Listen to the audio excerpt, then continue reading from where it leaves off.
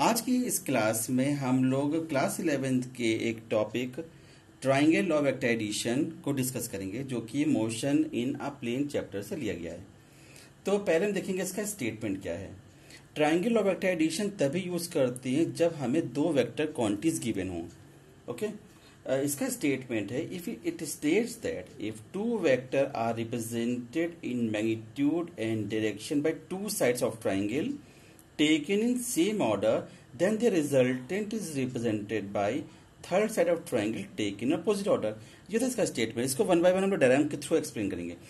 If two vectors are represented in magnitude and direction by two sides of triangle, it is known as triangle as three sides.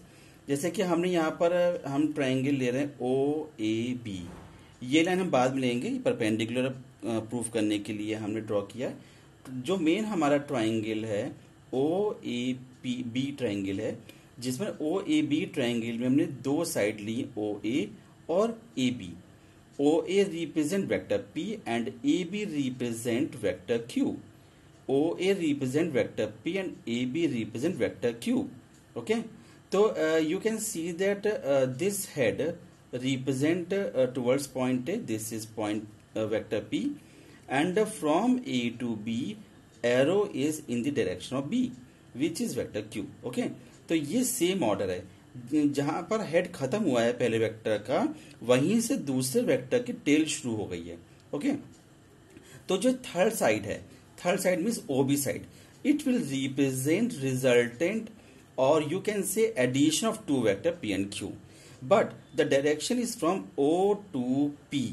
Arrow किधर आएगा, O to B, arrow किधर आएगा, towards B side. Okay, B की तरफ arrow आएगा। हम लोग इसका एरो इधर नहीं बना सकते हैं, जैसा कि ओ से ए की तरफ एरो है, फिर ए से बी में बी की तरफ एरो है, तो हम बी से ओ की तरफ एरो नहीं बनाएंगे।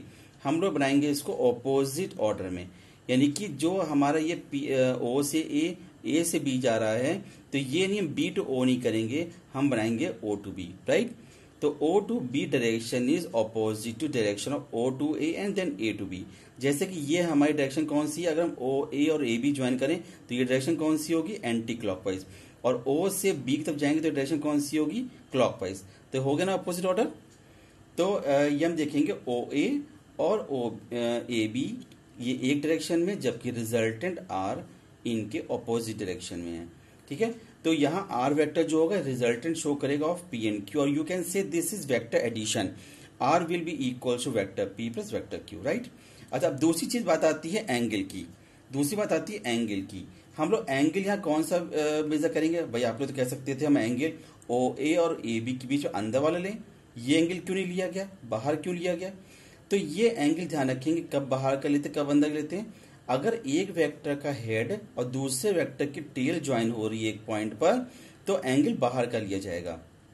अगर मान लेते ये एंगल, ये एरो इधर है और इस बी का एरो भी इधर ही होता, यानी दोनों के एरो एक साथ ज्वाइन हो रहे होते, ठीक है, तो उस कंडीशन में हम एंगल अंदर करेंगे। ठीक है, तो इस केस में क्योंकि एक वेक्टर का हेड, पी वेक्टर का हेड और क्यू वेक्टर की टेल आपस में ज्वाइन हो रही है, तो हम एंगल बाहर वाले लेंगे थीटा। तो क्लियर हो गया। ट्राइंगल ओ ए बी में ये ओ ए लाइन क्या रिप्रेजेंट करेगी, vector P, A B line क्या रिप्रेजेंट करेगी, वेक्टर क्यू, और थर्ड साइड रिप्रेजेंट करेगी वेक्टर आर। तो हम लोग को ये आर फाइंड करना है। तो यहाँ हमने छोटा सा डिस्क्रिप्शन लिखा है। ये ऊपर स्टेटमेंट क्लियर हो गया ना आप लोगों को? अगर आपको नोट करना हो तो वीडियो पॉज करके इसको नोट कर सकते हैं। डेरिवेशन में हमने यहाँ एक छोटा सा रिप्रेजेंटेशन किया है जो डायग्राम को एक्सप्लेन कर रहा है, इसको एक रीड कर लिएगा एक बार। हम सीधे इसके प्रूफ पर आते हैं। तो इसके प्रूफ में हम सबसे पहले ड्रॉ करेंगे ये परपेंडिकुलर बीसी। तो इसका एक स्टेटमेंट लिख देंगे।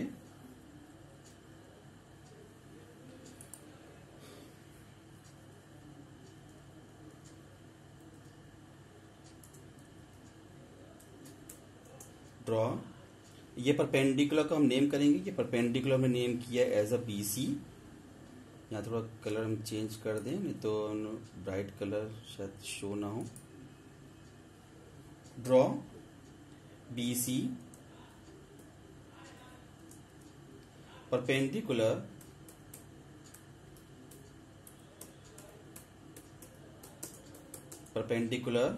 टू साइड साइड कौन सी परपेंडिकुलर हम बनाए, BC perpendicular to side OA। Okay, तो ये हमारी कंस्ट्रक्शन हो गई। Now if you join this line AC then you will get a right angle triangle BAC।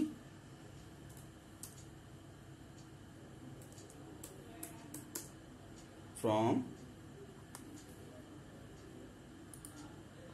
I am taking right angle triangle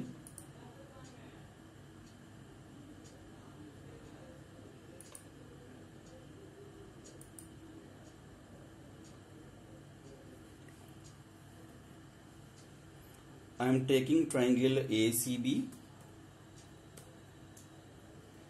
You can calculate the sides BC and AC by mean of trigonometrical functions. Okay, so here you can see the side opposite to angle given is perpendicular.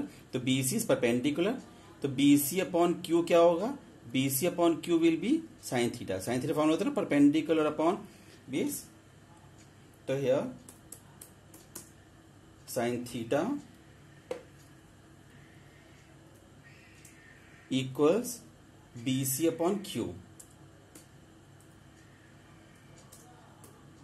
BC upon Q. So by which you can calculate this side BC. What will be BC here? BC is equals to Q sin theta.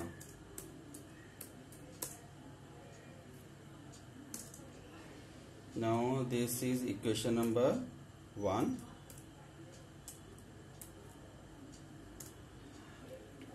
Similarly, we can calculate this base AC.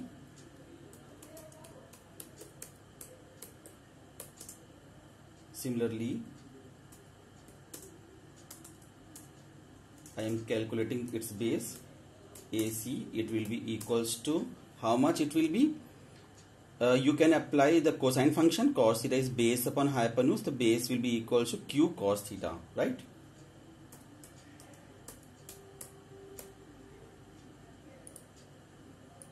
Q cos theta. This is equation number 2. So all the sides have been completed for this right angle triangle to calculate R. So if we assume this whole of the right angle triangle from OCB, then by mean of Pythagoras theorem you can calculate R.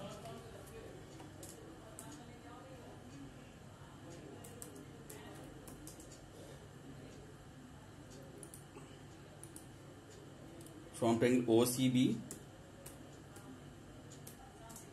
you will apply Pythagoras theorem. So I am directly applying Pythagoras theorem as OB square equal BC square plus OC square, right?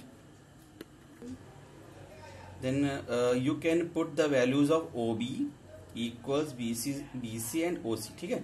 So from the diagram you can see OB is R, BC is you have calculated in equation 1, BC is Q sin theta.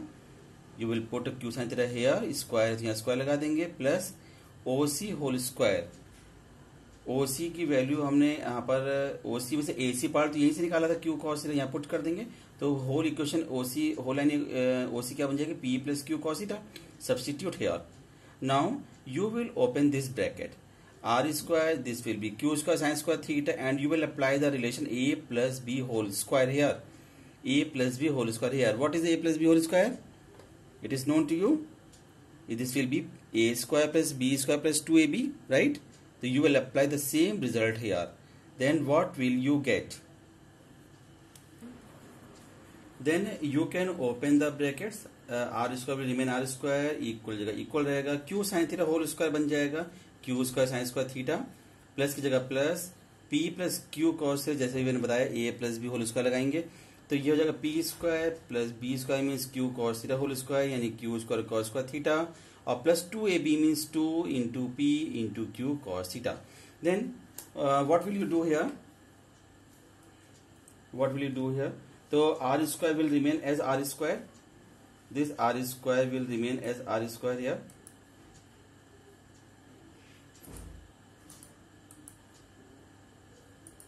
This will R square equals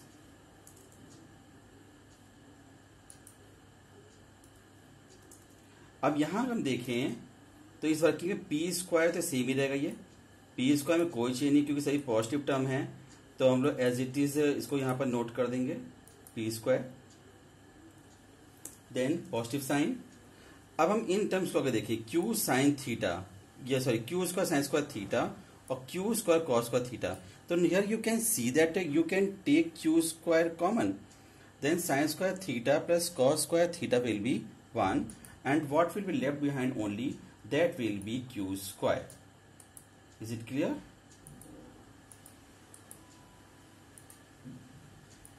Sorry, this is here is 2q, ये q square है, q square cos square theta, q square sin square theta, Q square बचेगा plus, ये समझ आ गया ना, Q square sine square theta और Q square cos square theta में से क्यू स्क्वायर कॉमन लेंगे तो sine square theta plus cos square theta बचेगा, जिसकी आइडेंटिटी पता है 1 होती है। And what will let extra, this is 2pq cos theta, this 2pq cos theta will be as it is, it will remain same and substitute here. तो this is the result for addition of two vectors. So by this you can calculate the result of two vectors if p and q are given. अगर हमें दो vector p और q पता हो, उनके बीच का angle पता हो, तो हम इससे रिजल्टेंट निकाल सकते हैं। One more thing you will have to calculate, that is the angle. At what angle this resultant will work? Suppose this resultant r is making angle phi with p vector. So how will you calculate this phi? By applying tangent function. Always you will take right angle triangle OBC, right angle triangle लेंगे तो tan phi क्या होगा, BC upon OC। तो अब हम इसमें angle निकालना चाहते हैं कि what angle that resultant is making, तो इसमें एक स्टेटमेंट लिखेंगे हम, if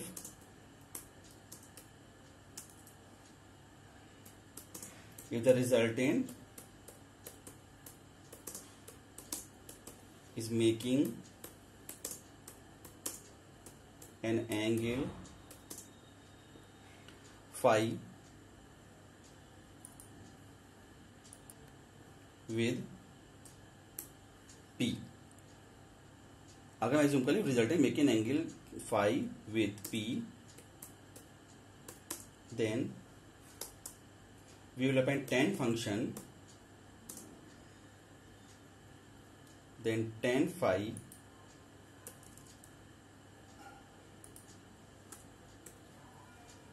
tan, I will copy this symbol phi,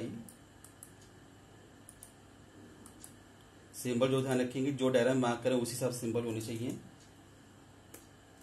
tan phi will B, अभी हमने डायग्राम क्या देखा था, tan phi क्या होगा, tan phi will be BC यानी perpendicular upon OC base, BC upon OC,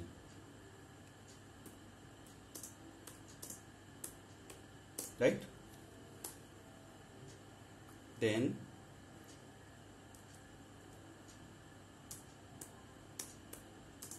BC is how much, BC हम लोगों ने क्या कैलकुलेट किया था, BC is Q sine theta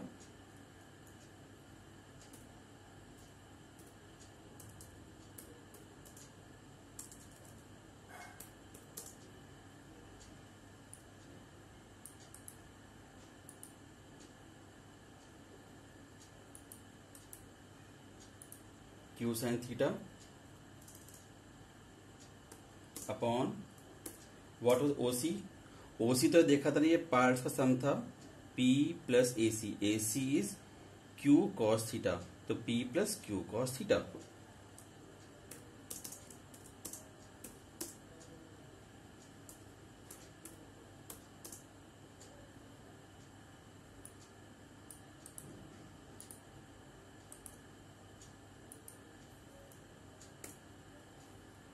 by this result you can calculate this phi, okay.